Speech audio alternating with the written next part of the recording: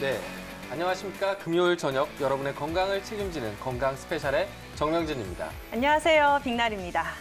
자, 우리가 생활하다 보면 부득이하게 한두 개 이상의 치아를 잃게 되는 경우가 있잖아요. 그렇죠. 예. 아니, 그런데 그럴 경우에 좀 바쁘다라는 이유로 혹은 뭐 치료비가 부담된다. 네네. 아니면 병원 가기 무섭다. 네. 이런 뭐 여러 가지 이유 때문에 치과 치료를 미루는 경우가 많다라고 하더라고요. 네, 그렇습니다. 이게 치료를 미루는 기간이 오래되다 보면 네. 생각보다 큰 후유증이 생길 수도 있는데요. 네. 특히 이제 앞니 같은 경우는 이게 심미적으로 문제가 되기도 보이잖아요. 하지만 네. 식사에도 문제가 되시고 그리고 발음에 큰 문제가 있을 수 그렇죠. 있죠. 그리고 네. 또 어금니를 또 오래 방치하다 보면 운동 능력에도 영향을 미친다라는 운동까지? 연구 결과가 있대요. 와. 그래서 동물 실험을 통해서 네. 봤더니 어금니를 사용하지 않게 되자 똑바로 걷거나 수영하는 능력이 네. 떨어지는 떨어진다. 2차적인 문제가 발생했다고 합니다. 네, 예. 정말 뭐 치과 치료는 미루면 미룰수록 상황이 악화될 수 있다라는 네네. 사실 여러분도 좀 경각심을 가지고 다시 한번 기억해 보시면 좋을 것 같은데요.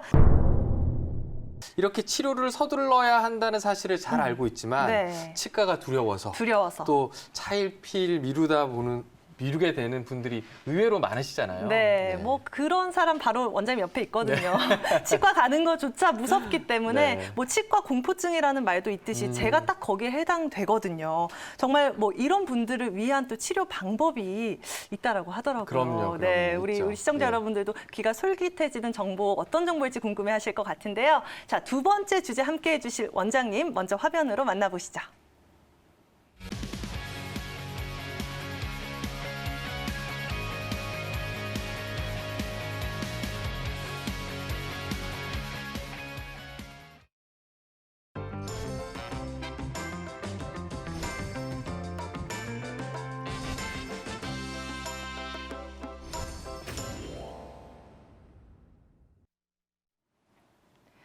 네, 네, 원장님. 우리- 안녕하세요. 안녕하세요. 네. 네, 우리 원장님과 또 이번에는 치과 공포증을 좀 극복할 수 있는 치료 방향성, 방법에 대해서 이야기를 나눠볼까 하는데 뭐 병원 좋아하는 사람은 원장님도 병원 싫어하시죠? 그렇죠. 저도 네. 병원 가는 거 굉장히 굉장히 무서워합니다. 무서워하시죠? 출근도 싫더라고요. 출근도 싫지만 뭐 원장님이 아닌 환자 네. 본인 저 같은 사람들도 아 치과 가기 너무 무섭다라는 생각이 들거든요. 네. 이게 치과만 딱 생각하면 그 환경 자체가 무섭더라고요. 소리도 그렇죠. 무섭고 소리도 나고 또 눈을 익숙하지 가리는 않은, 것도 예, 무섭고 냄새도 좀 날 때도 냄새도 있고. 무섭고 예. 뭐 여러 가지가 좀 공포심으로 다가오는데 자 우리 박상원 원장님 실제로 저와 같은 환자분들 많으시죠? 아, 네. 저희가 살면서 겪게 되는 트라우마들이 있습니다. 네. 병원과 관련된 트라우마 중에서 가장 많은 사람들이 겪는 곳이 아마도 치과가 아닐까 하는데요. 이처럼 치과 공포는 대부분 과거의 경험과 연관되는 경우가 많습니다. 어렸을 적 부모님 손에 이끌려 치과에 가신 기억이 있으실 텐데요. 저 역시도 돈가스의 유혹에 부모님 손에 이끌려서 억지로 네. 치과 치료를 받았던 경험이 있습니다. 어렸을 때 묶인 채로 치과 치료를 받았거나 하는 경험들이 트라우마로 남는 경우가 있고요. 그렇지 않다고 하더라도 사실 치과가 주는 특유의 냄새, 그리고 낯선 환경, 차가운 체어, 거기에 누운 상태로 눈을 가리고 그리고 입을 오랫동안 벌리고 있어야 된다는 경험은 누구에게나 유쾌하지 못한 경험이라고 생각합니다. 거기에 치과에서만큼이나 마취 주사를 많이 하는 분과가 있을까 싶을 정도로 사실 치과에서는 마취 주사가 빈번하게 사용이 되는데요. 이러한 마취에 공포가 있으신 분들도 있을 것이라고 생각합니다. 이러한 경험과 기억이 버무러져서 치과에 대한 막연한 공포감과 두려움이 있기 때문입니다. 이처럼 치과에서는 통증을 느끼는 통각뿐만이 아니라 시각, 청각, 촉각, 후각 등 오감으로 느껴지는 본능적인 불쾌함이 환자분의 공포를 자극하게 됩니다. 네. 네. 그래서 최근에는 네. 건강검진을 받아보셨는지 모르겠지만 네. 최근에는 위내시경이나 대장내시경 네. 이런 거 할 때 수면 내시경을 맞아요. 많이 하시잖아요. 네. 그리고 수면을 하시면 뭐 치료 과정도 검진 과정도 좀 편안하게 그렇죠. 하시고 네. 그리고 깨어났을 때 좀 기억 상실의 효과도 있어요. 맞아요. 네. 그래서 치과에도 요즘은 이제 이런 환자분들이 치과 공포 때문에 수면 치료를 원하는 분들이 좀 많이 느는 걸로 알고 네. 있는데 정확히 어떤 방법인지 원장님 설명 좀 부탁드리겠습니다. 네. 건강검진을 통해서 수면 내시경을 받아보신 분들이 계실 겁니다. 자고 일어나면 위내시경 혹은 대장내시경이 끝나 있는 경험을 해보신 적이 있으실 텐데요. 치과 수면 마취도 이와 매우 비슷한 과정이라고 보시면 될 것 같습니다. 차이점이 있다면 치과 치료 시간이 아무래도 좀 길다 보니까 마취의 용량이나 그리고 마취의 시간 정도가 다르다고 보실 수 있겠습니다. 치과 수면 마취의 종류는 혀 밑으로 주사가 들어가는 설화 마취, 그리고 구강 내 마취, 코로 흡입하게 되는 흡입 마취, 그리고 정맥로를 확보해서 들어가는 정맥 내 마취 등 마취 방법에 따라서 종류가 다양한데요. 특히 이 중에서 정맥 내 마취 주사를 이용할 경우 마취제의 정확한 용량이 투여가 가능하고 수술 중간에 진통제도 넣을 수 있으며 비상시를 대비해서 해독제 역시 투여가 가능하기 때문에 가장 안전하고 좋은 방법이라고 보실 수 있겠습니다. 네, 저처럼 뭐 치과가 막연히 무섭다라고 하시는 분들께는 정말 희소식일 것 같은데, 그렇죠. 네. 자, 치과 수면 치과 치료. 그러면 우리 일반적인 수면 마취, 뭐 이런 마취랑 전신 마취랑 차이점이 있을지 궁금하거든요. 원장님 다른 방법인가요, 혹시? 네. 치과에서의 진정 마취법은 네. 중등도 마취 혹은 의식화 진정을 말씀드리는 거고요. 그리고 전신 마취라고 하면 깊은 마취 혹은 깊은 진정을 말씀드리는 겁니다. 이 두 가지의 개념이 완전히 다른 개념이라기보다는 마취의 깊이 차이라고 보실 수 있을 것 같은데요. 표를 보시면서 자세하게 설명드리겠습니다. 먼저 전신 마취는 자발 호흡이 유지되지가 않기 때문에 기도 확보가 반드시 중요합니다. 그래서 이와 관련된 전문 인력과 전문 장비가 반드시 필요하고요. 이에 반해서 수면 마취의 경우에는 스스로 호흡이 가능한 정도로만 마취가 투여되기 때문에 그러한 면에서 차이가 있다고 보시면 될 것 같습니다. 가끔 수면 마취를 알아보고 오시는 환자분들 중에서 원장님 저는 치과 치료가 너무 무서워서 저를 완전히 기절시켜 주세요 라고 말씀하시는 분들이 계십니다. 네. 이는 근데 사실은 전신 마취를 말씀드리는 거고요. 동반되는 여러 가지 리스크들을 감수하셔야 됩니다. 치과에서 사용되는 수면 마취는 가수면 상태이기 때문에 간단한 의사소통은 가능하지만 깨고 나면 기억을 하지 못합니다. 모 프로그램에서 배우 이시연 씨가 내시경 받는 장면을 보신 분들이 계실 겁니다. 이처럼 수면 내시경과 비슷한 정도의 수면 마취라고 보시면 될 것 같습니다. 네, 치과 수면 치료 진정법. 뭐 저는 솔직히 또 수면 마취에 대한 두려움도 있는데 겁이 많죠, 제가. 이 치과에서 진행되는 최소 진정 마취는 비교적 안전한 방법이라고 하니까 마취에 대한 맞습니다. 걱정은 좀 네. 덜 해도 될 것 같긴 한데요. 근데 궁금한 게 우리가 수면 마취하면 사회적으로도 좀 이슈가 됐던 프로포폴이 생각이 네네네. 나거든요. 이 마취제에도 종류가 다양할 것 같은데 어떤가요, 원장님? 네. 수면 마취 치과에 사용할 수 있는 약물은 사실 다양합니다. 그중에서 대표적인 약물을 먼저 말씀드리자면 미다졸람이라는 약물을 보통 많이 쓰입니다. 네. 미다졸람은 1976년에 개발된 약제로 현재 세계에서 치과 수면 마취에 가장 일반적으로 많이 쓰이고 있는 약물입니다. 흔히 프로포폴과 비교가 많이 되기도 하는데요. 프로포폴의 경우에는 조금 더 깊은 마취에 쓰이는 경우가 많고 중독성이 있어서 사회적으로도 이슈가 된 적이 있기 때문에 치과 수면 마취에서는 잘 쓰이지 않습니다. 치과 치료를 할 때에는 환자의 협조도가 반드시 필요합니다. 입도 벌리고 계셔야 되고 의사의 지시에 따라서 오른쪽 왼쪽으로 고개도 돌리셔야 됩니다. 그리고 치과 치료라는 것이 입 안으로 물도 들어가고 피도 나고 침도 들어가기 때문에 구강 내 기도 확보가 무엇보다도 중요한데요. 이처럼 어느 정도는 의사소통이 가능하고 의식적인 행동도 가능한데 실제로는 수면 상태여서 나중에 기억이 나지가 않습니다. 치과에서는 이 상태를 반 정도 자는 상태라고 해서 가수면 상태라고 하고요. 이 절묘한 상태를 만들어주는 약물이 미다졸람이라고 보시면 될 것 같습니다.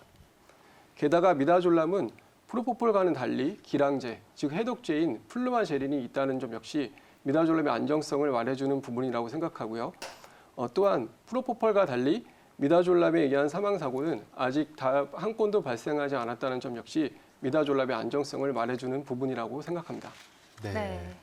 이게 이제 마취라고 하니까 수면 네. 마취라고 하니까 다 똑같은 마취라고 이제 맞아요. 생각하시는 분들이 많으신데요. 이제 우리 박 원장님께서 정리를 잘 해주셨지만 전신 마취 네. 그리고 조금 더 강한 또 마취, 마취. 그리고 저희가 일반적으로 치과에서 쓰는 의식화 진정이라고 해서 이제 가수면 상태. 가수면. 예, 네. 실제로 환자분들이 수면 상태에서 의식화 진정 상태에서 치료를 받으시는 동안에 네. 저희들과 대화를 하시기도 하고요. 오. 그리고 심지어 화장실을 다녀오시는 경우도 있어요. 아, 그래요? 하지만 이제 이게 깨고 나면 네. 이제 기억을 기억이 못 없다. 하시죠. 예, 네. 그렇기 때문에 치료하는 과정에서 의사소통을 하면서 충분히 치료는 받으실 수 있지만 네. 완전히 이렇게 완전히는 전신 아니다. 마취처럼 의식을 잃고 계신 건 차이가 있네요. 아니라는 거죠. 네. 그럼 이제 이 진정 마취가 이제 특히 어떤 네. 도움이 되는지 이제 알게 됐는데요. 근데 환자가 원한다면 음. 특히나 이제 간단한 치료 있잖아요. 네. 스케일링이라든지 이런 치료에도 사실은 무서워서 치과에 오기 힘드신 분들이 있는데 맞아요. 이런 경우에도 치료에 적용할 수 있는 건가요?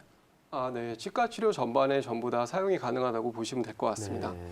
간단하게 말씀드리면 치과에 대한 불안과 공포가 있거나 치과 치료가 부담스러우신 모든 환자분들이 수면 치료의 대상이라고 보실 수 있겠습니다. 대표적인 예를 몇 가지 표를 같이 보시면서 설명드리겠습니다. 먼저 치과 트라우마나 공황장애가 심한 분에게 효과적일 수 있습니다. 앞서 말씀드린 미다졸람의 가장 대표적인 특징 중에 하나는 안트로그레이드 암네시아라고 해서 선행성 기억 망각이라는 효과가 있습니다. 치료 전후의 과정을 전혀 기억할 수가 없는 상태인데요. 때문에 이 상태에서 수술하면 환자는 통증을 거의 느끼지 못해 공황장애나 폐쇄공포증 혹은 과거의 트라우마가 심한 분들에게 적합한 치료 방법이라고 생각합니다. 두 번째로는 구역 반사가 심하신 분들에게 효과적일 수 있겠습니다. 치과에만 오시면 헛구역질이 심해서 치과 치료를 굉장히 힘들어하시는 분들이 계십니다. 재미있는 사실은 이분들이 사실은 음식을 먹거나 하실 때는 네. 헛구역질을 안 하시지 않습니까? 그렇죠. 네네. 그래서 그 이유는 치과에 오면 아무래도 긴장을 하게 되시고 그래서 온몸에 있는 근육이 긴장을 하게 되고 입 안에 있는 근육도 긴장을 하기 때문에 감각이 예민해져서 치과 기구가 조금만 닿아도 헛구역질을 하게 되는데요. 수면 마취를 이용할 경우에는 이러한 긴장을 늦출 수가 있기 때문에 그래서 헛구역질이 있으신 분에게 효과적이라고 보실 수 있겠습니다. 네. 네, 또한 전신질환으로 혈압이나 당뇨 수치가 높아서 치료가 어려우신 분에게도 효과적이라고 보실 수 있겠습니다. 주로 노인분들이 해당이 되는데요. 기본적으로 혈압이 높으신 상태에서 내원해서 치과에 오면 또 혈압이 한 번 더 높아지시고요. 거기에 또 마취를 맞게 되면 한 번 더 혈압이 높아지십니다. 쇼크의 위험이 있을 수 있는데요. 이러한 분들에게 치과 수면 마취를 이용할 경우에 상대적으로 진정이 나타나게 되고 혈압이 높아지지가 않기 때문에 안전한 치과 치료가 가능하다고 보시면 될 것 같습니다. 그리고 긴 시술 시간이 요구되는 분 혹은 여러 번의 치과 내원이 힘드신 분에게도 효과적인 치료 방법일 수 있겠습니다. 치과 공포증 때문에 치과 치료를 미루는 분들도 계시지만 사실 바쁜 시간에 여러 번의 치과 내원이 힘들어서 치과 치료를 미루시는 분들도 계십니다. 이러한 분들에게 수면 마취를 하게 되면 자는 동안의 시간을 이용해서 컴팩트한 진료가 가능하기 때문에 통증도 줄이고 편안하게 진료받으면서도 내원 시간도 줄일 수 있어서 일거양득의 효과가 있다고 보시면 될 것 같습니다. 네. 또한 턱 관절이 좋지 않아 스스로 입을 오래 벌릴 수 없는 분에게도 효과적인 방법입니다. 네, 뭐 치과 공포증, 트라우마가 있으신 분들부터 네네. 전신 질환자분들 그리고 네네. 여러 번 치과를 내원하기 힘드신 분들, 뭐 여러분들에게 도움이 될 것 같거든요. 그러네요. 저도 그럼, 몰랐던 케이스들이 많네요. 네, 그럼 조금 더 구체적으로 수면 치과 치료, 좀 진정 마취법은 어떤 과정을 통해서 진행되는지 궁금하거든요. 이 부분 설명을 해주실까요? 네. 먼저 병원에 내원하셔서 환자분의 상태와 병력을 확인하며 정확한 진단과 상담을 받으시고 수면 마취에 대한 충분한 설명을 듣습니다. 동의서를 작성하게 되고요. 치료 전 주의사항을 숙지하고 체크하십니다. 주의사항을 숙지한 후 치과 치료의 예약일에 맞춰서 내원하시게 됩니다. 그래서 내원일에는 전문 의료진의 판단하에 컨디션을 체크하고 수술 전 수면 마취를 진행할 준비를 합니다. 이렇게 돼서 수면 마취를 진행하게 되는데요. 앞서 말씀드린 대로 정맥류 확보를 통해서 미다졸람이 투여가 되고 특히 이때 아산화질소, 웃음가스라고 하는 가스를 수면 마취를 병용 투여하게 되면 좀 더 편안한 상태에서 오랫동안 수면 상태를 지속할 수가 있습니다. 그렇게 치과 치료가 진행이 되는데요. 앞서 말씀드린 대로 이때 진행하는 치과 치료는 일반적인 치과 치료와 같다고 보시면 될 것 같고요. 실시간으로 산소포화도, 맥박, 혈압 등의 생활 징후를 동시에 체크하면서 진행하기 때문에 안전하다고 보실 수 있겠습니다. 때에 따라서는 진통약물도 주입하는 경우가 있고 해독제인 플루마제린을 주입하는 경우도 있습니다. 마지막으로는 이렇게 치료가 끝나게 되고 의식이 돌아온 후 회복실에서 충분한 휴식을 취하게 되며 퇴원 준비를 하게 되고요.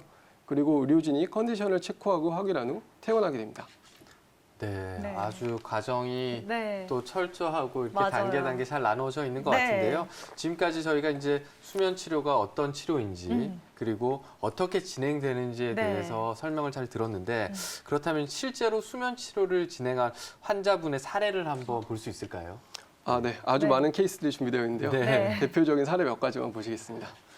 네, 첫 번째 환자분은 60대 여자 환자분이셨습니다. 네. 임플란트 수술이 너무 무서워서 어쩔 수 없이 틀니를 사용하고 계시던 상황이었는데요. 상악에 치아가 하나밖에 남지 않다 보니 틀니도 덜컹거리고 그리고 하나 남아있는 치아마저 흔들린 상태로 내원하셨습니다. 그래서 수면 마취를 알아보고 내원하신 환자분이셨고요.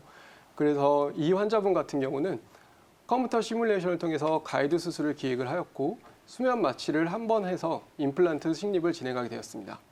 그래서 이 환자분 같은 경우는 수면 마취 직전까지는 틀니를 쓰시다가 수면 마취를 하고 임플란트를 10개 정도 식립을 한 뒤 바로 임시치아를 만들어드려서 수면 마취가 끝나고 의식을 회복한 이후로는 틀니가 없이 바로 식사가 가능하셨던 어찌 보면 조금 드라마틱한 케이스라고 보실 수 있겠습니다. 네.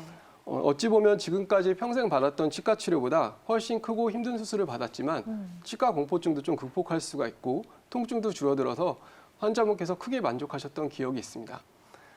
비교적 젊은 나이부터 틀니를 사용할 수밖에 없었던 환자분을 임플란트를 통해서 더 이상 임플란트를 사용하지 않으시면서도 치아를 다 회복할 수 있어서 치과의 무턱을 조금이나마 낮출 수 있던 계기가 아닐까 싶습니다. 네. 그리고 두 번째 케이스를 보시겠습니다. 네. 사실 제가 두 번째 케이스를 준비한 이유는 네. 수면 마취 치과라고 하면 임플란트 수술만 가능하다고 생각하시는 환자분들이 가끔 계십니다. 그렇지 않고요. 치과 치료 전반의 영역에 걸쳐서 다 가능하다고 보시면 될 것 같습니다. 그래서 이 환자분은 20대 여자 환자분이셨고 헛구역질이 너무 심해서 치과 치료를 계속 미루고 계신 상황이었습니다. 그래서 이 환자분 같은 경우는 수면 마취를 2회에 걸쳐 진행을 하였고요. 임플란트 수술뿐만이 아니고 사랑니 발치, 신경치료, 보철치료 등 다양한 치과 치료가 진행이 되었습니다. 크라운이라고 하죠. 보통 이런 최종 보철물을 접착하는 날에는 별도의 수면 마취를 하지 않고 웃음가스만을 이용해서 치료가 마무리되었던 케이스입니다. 비교적 이런 치과 치료가 진작에 있는 줄 알았더라면 이렇게 치과를 미루지 않았을 텐데라고 말씀하시는 환자분의 말씀에서 네. 저희 의료진과 그리고 저희 진료실 스태프들 모두 저희 일에 좀 보람을 찾을 수 있었던 기억이 있습니다. 네. 네. 그러시겠네요. 네. 네, 그리고 세 번째 케이스를 보시겠습니다.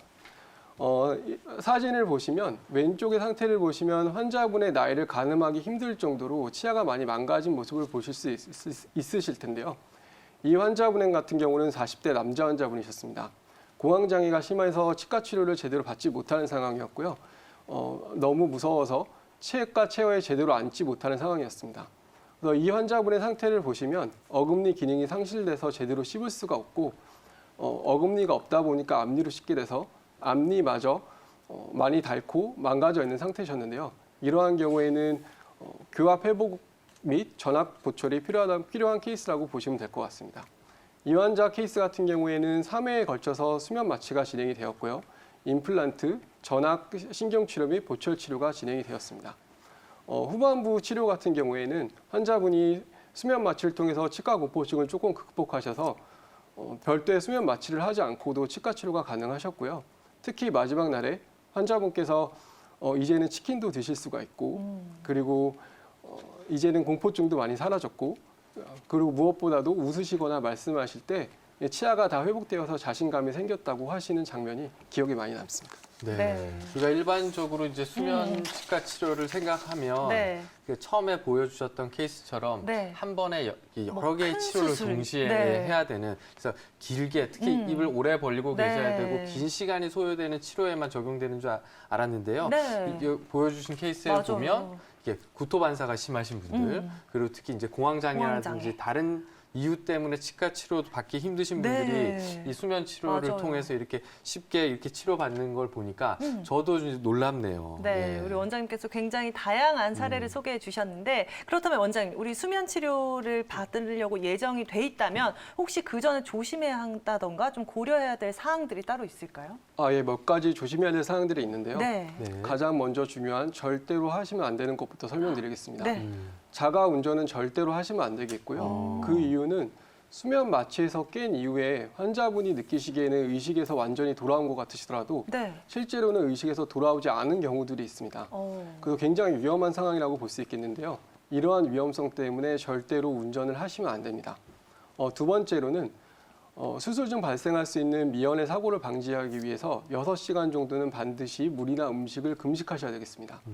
또한 내원 시에는 비교적 가볍고 간편한 복장을 권유를 해드리고요. 또한 수면 마취 후 회복실에서 충분한 휴식을 취해야 하기 때문에 가급적 시간을 여유롭게 하고 내원하시는 것을 권유드립니다. 그 밖에도 가급적 보호자와 동반하시는 것을 추천을 드리고요. 환자분의 병력에 대해서 정확하게 말씀을 해주셔야 됩니다. 왜냐하면 환자분의 병력을 저희가 정확하게 알아야 마취제의 용량을 저희가 정확하게 투여할 수 있기 때문에 고혈압이나 당뇨나 공황장애 등 어떤 특이한 병력이 있다면 의료진에게 반드시 말씀해 주셔야 되겠습니다. 네, 수면 진정 마취 이용 시 주의 사항까지 체크를 해봤습니다. 자, 그래도 저는 또 겁이 많고 걱정이 많기 때문에 한 가지 더 궁금한 게 있는데요. 네. 원장님 혹시 마취에 대한 부작용은 없을까요? 걱정을 안 해도 될까요? 네. 먼저 수면 마취가 조금 깊어질 경우에는 호흡 반사가 줄어들어서 네. 기도 확보가 필요한 경우들이 있는데요. 이 경우에는 기도도 확보해야 되고 그리고 앞서 말씀드린 해독제인 플루마 젤도 투여되어야 합니다. 근데 거의 일어나지 않는 일이라 너무 걱정은 하지 않으셔도 될 것 같은데요. 네. 환자분 입장에서는 이와 관련돼서 치과에서 수면 마취 관련 전문 인력이 있는지 그리고 수면 마취 경험이 있는 치과인지는 한번 확인해 보시는 것이 좋을 것 같습니다. 그 밖의 부작용으로는 가벼운 어지럼증과 오심, 메스꺼움이라고 하죠. 그리고 구토와 약간의 흥분 등을 들 수 있겠습니다. 확실한 것은 중등도 이상의 합병증은 투여된 약물의 용량과 깊은 관련이 있습니다. 결국 효능을 발휘할 수 있는 한도 내에서 최소한 용량의 약제를 사용하고 적절한 모니터링을 통해 초기에 정확한 대응을 하는 것이 무엇보다도 중요하다고 할 수 있겠습니다. 네. 네. 수면 마취의 부작용이 없는 것은 아니지만 네. 치과에서 하는 수면 마취는 우리가 알고 있는 네. 마취보다도 상당히 그 안전한 네, 수면 마취고요. 맞아요. 아까 말씀드렸지만 의식화 진정. 네. 그 실제로 환자가 의료진과 소통을 소통을 할수 하고 있을 정도로. 화장실을 다녀올 수 있을 정도의 네. 상태이기 때문에 아주 위험한 상태는 아닌 것 같고요. 네. 대부분 뭐 이제 의료 사고라고 해서 이제 언론에 갑자기 나오거나 이런 경우는 네. 환자분들이 대부분 전신 질환을 가지고 계셨거나 그리고 이제 네. 기도 확보가 잘 안 되는 기도 경우. 확보. 네, 그런 경우들인 것 같아요. 네. 그래서 특별히 걱정하지 않으시고 치과 수면 치료를 받으실 수 있을 것 같고요. 네. 하지만 또 수면 치료 이외에도 음. 이 치과 공포증을 극복할 수 있는 방법이 있으면 좋을 것 같은데 그런 방법이 있을까요, 원장님? 저는 개인적으로는 가장 좋은 치과 수면 마취 치료는 치과 수면을 하지 않는 것이라고 생각합니다. 네. 치과 공포가 있는 상태로 네. 치과 수면을 알아보고 내원하신 환자분이라고 하시더라도 치과 수면을 하지 않고 치과 공포증을 해소할 수 있다면 사실 이것보다 더 좋은 방법은 없지 않겠습니까? 맞아요. 네네. 네. 이렇게 별도의 수면을 하지 않고도 병원의 도움에 의해서 치과 공포증을 해소하는 것을 의원성 진정 혹은 비수면 진정이라고 합니다. 이렇게 좀 도와드릴 수 있는 방법은 마취에 대한 자극을 최소로 하기 위해서 마취 주사를 자입하기 전에 도포 마취를 먼저 시행하는 방법이 좀 도움이 된다고 볼 수 있겠고요. 그리고 마취에 대한 통증을 줄이기 위해서 무통 마취 기계를 이용해서 주사의 마취 속도를 좀 조절함으로써 통증을 최소화할 수 있는 방법이 그러한 방법들이라고 보실 수 있겠습니다.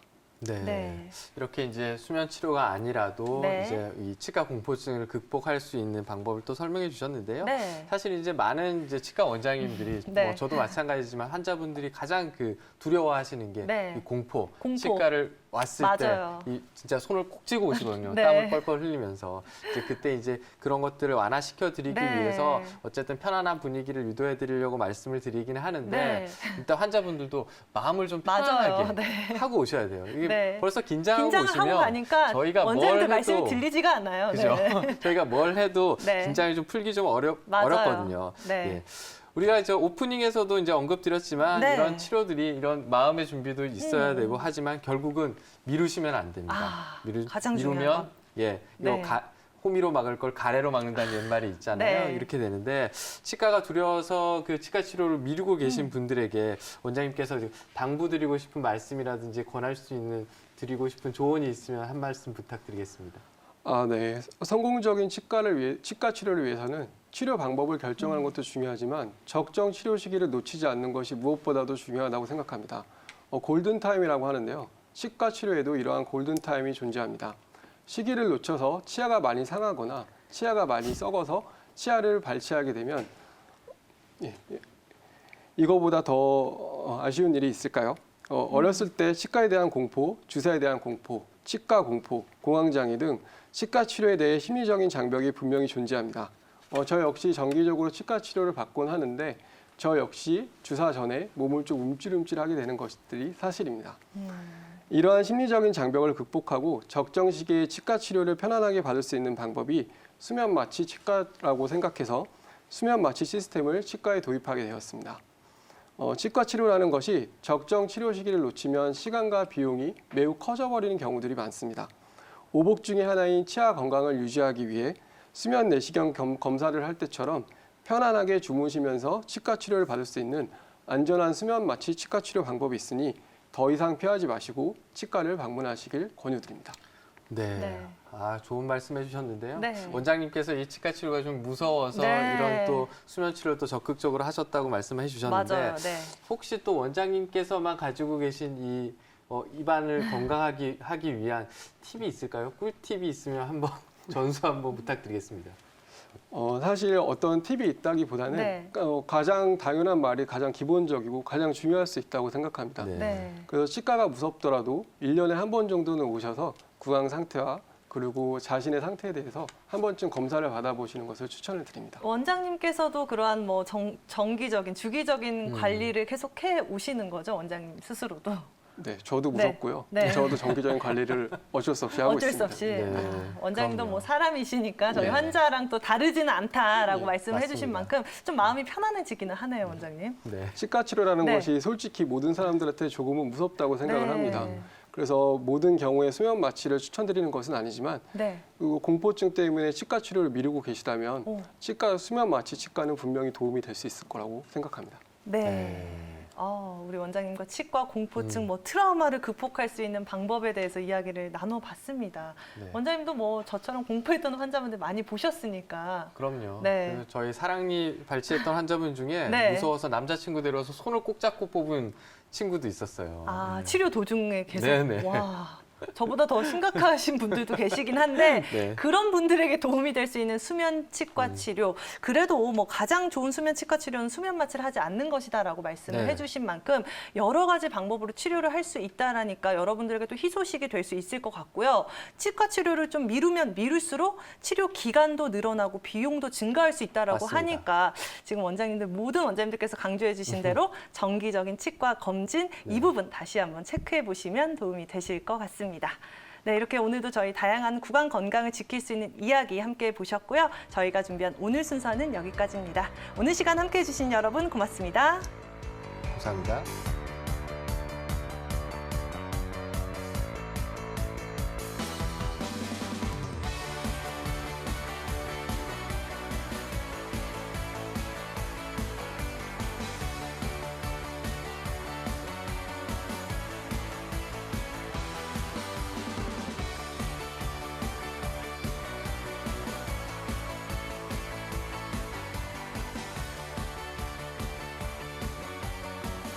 본 방송은 의료 정보에 대한 제공일 뿐 의료 정보에 대한 과시는 위험을 초래할 수 있고 모든 치료에는 부작용이 동반될 수 있습니다.